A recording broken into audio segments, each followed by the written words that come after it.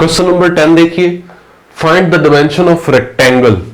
हमने एक रेक्टेंगल के डायमेंशन फाइंड करने हैं, यानी रेक्टेंगल की लेंथ और विड्थ फाइंड करनी है ऑफ मैक्सिमम एरिया।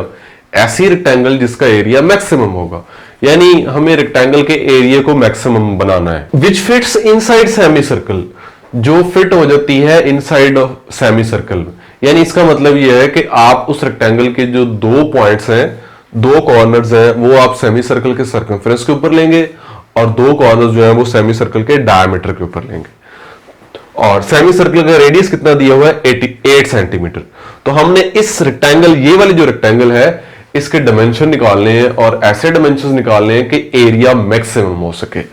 तो उसके लिए लेट करते हैं कि एक्स और वाई जो है वो साइड्स है रेक्टेंगल की, और एरिया को मैक्सिमम बनाने की कोशिश करते हैं। सॉल्यूशन स्टार्ट करते हैं। लेट कर लेते हैं कि ये रेक्टेंगल की साइड्स की लेंथ को हम लेट कर लेते हैं।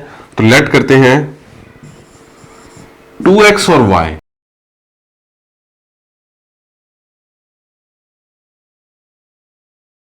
टू एक्स और y मैंने लेट की है, मैंने x और y लेट नहीं की। कर सकते हैं, कोई इशू नहीं है।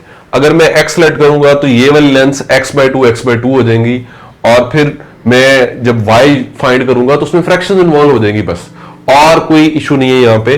तो जब मैं इसको 2x कह रहा हूं, इसका मतलब ये भी x है और ये भी क्या है, x है, और ये क्या है, y है। सो मैंने इसलिए इसको 2x लेट कर लिया ताकि ये हाफ पोर्शन जो मुझे चाहिए वो x बन सके। अब ये देखें, एज इन ये राइट ट्रायंगल हमारे पास बन रही है OAB। In right triangle OAB जो 8 सेंटीमीटर है, ये क्या चीज है, ये हाइपोटेन्यूस है, बिकॉज यहां पे जो एंगल बन रहा है वो 90 का बन रहा है। तो बाय पाइथागोरस थ्योरम हम कह सकते हैं 8 का स्क्वायर बराबर है x का स्क्वायर प्लस y का स्क्वायर, और यहां से हम y को एक्सप्रेस कर लेते हैं in terms of x। y square बराबर आ जाएगा 64 माइनस x का स्क्वायर। इसको नाम दे देते हैं इक्वेशन नंबर 1 का।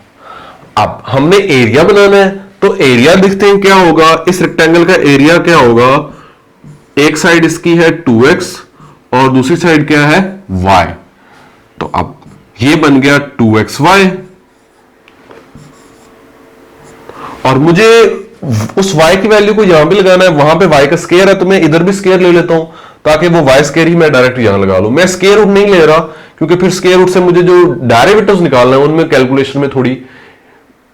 कैलकुलेशन थोड़ी मुश्किल हो जाएंगी। तो a स्क्वायर बराबर आ जाएगा 4x स्क्वायर y स्क्वायर, और मैं यहां पे y स्क्वायर की वैल्यू लगा दूंगा, वो है 64 minus x square.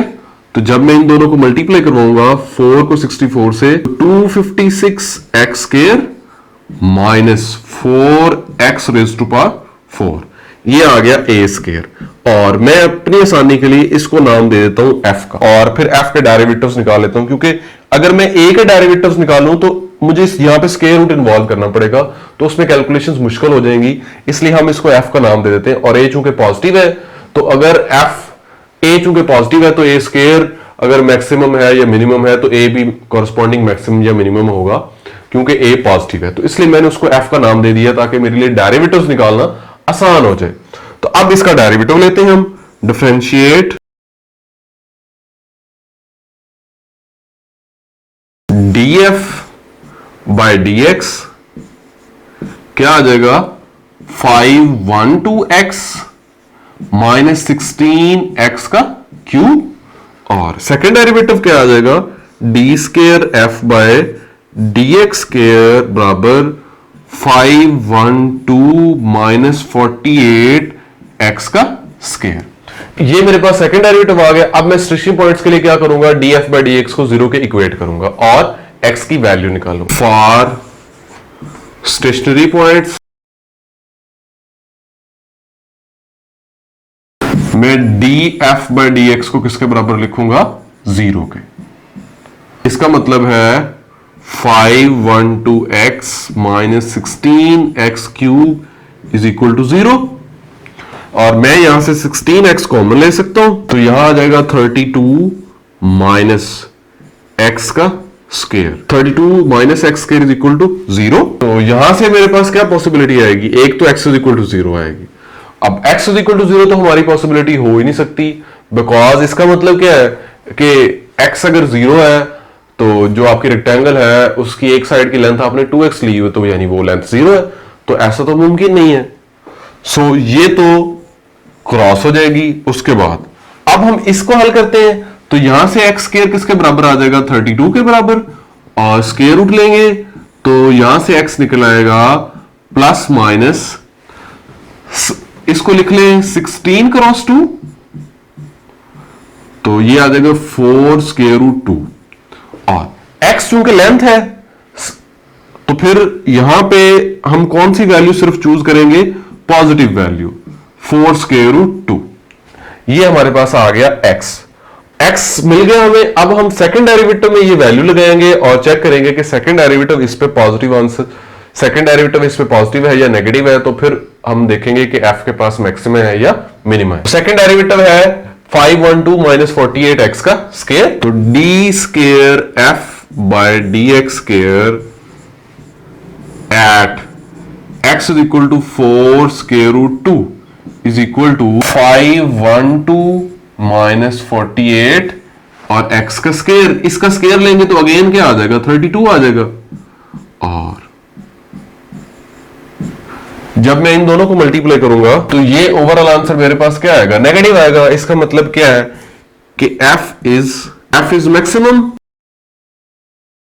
At x is equal to 4 square root 2।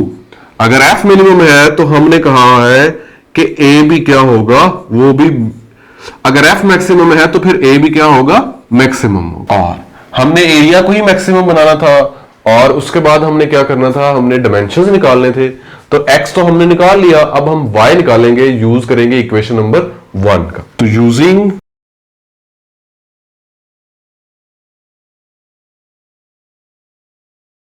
Equation 1 use करेंगे, वो क्या थी, y square is equal to 64 minus x का स्क्वायर। तो 64 माइनस एक्स क्या है, 4 स्क्वायर रूट 2, तो उसका स्क्वायर लेंगे तो क्या आ जाएगा, 32। तो 64 माइनस 32 क्या आ जाएगा, 64 माइनस 32 अगेन 32। तो y का स्क्वायर रूट लेंगे तो y हमें मिल जाएगा वही 4 स्क्वायर रूट 2। तो फिर डायमेंशंस क्या निकले, so dimension of rectangle are